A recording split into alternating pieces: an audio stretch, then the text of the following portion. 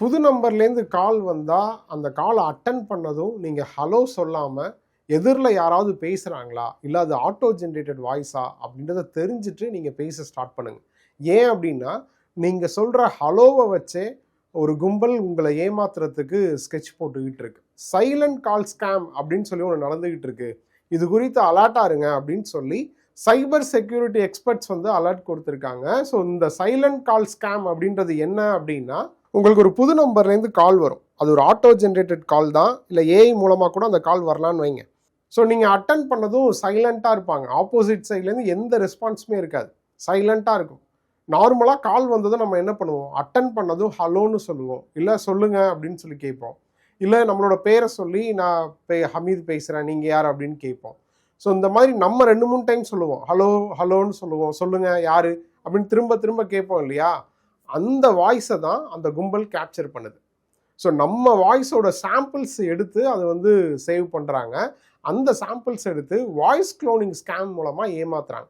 அதுக்கு நம்மளோட இந்த காலில் நம்ம ஹலோன்னு சொல்கிறோம் இல்லையா, அதை ஒரு டேட்டாவாக அவங்க வந்து கலெக்ட் பண்ணுறாங்க. இன்னும் சிம்பிளாக சொல்லணும் அப்படின்னா, நமக்கு தெரிஞ்சவங்களுக்கு கால் பண்ணி நம்ம வாய்ஸில் பேசி அமௌண்ட் கேட்குறது.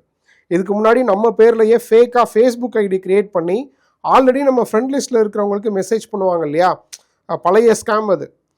ரொம்ப அர்ஜென்ட்டாக அமௌண்ட் தேவைப்படுது, என் மொபைலில் மிஸ் பண்ணிட்டேன், ஃபேஸ்புக் ஐடிலேருந்து சாட் பண்ணுறேன்னு எதையாவது ஒன்று உருட்டுவாங்க. ஸோ அதை தொடர்ந்து தான் நம்ம வாய்ஸ்லையே நமக்கு தெரிஞ்சவங்களுக்கு ஃபோன் பண்ணி அர்ஜென்ட்டாக பணம் தேவைப்படுதுன்னு சொல்லி அமௌண்ட் கேட்குறது, இப்படிலாம் ஏமாத்துறதை பார்த்தோம். ஸோ இதுக்காகவும் இந்த சைலண்ட் கால் வந்து உங்களுக்கு வரும்.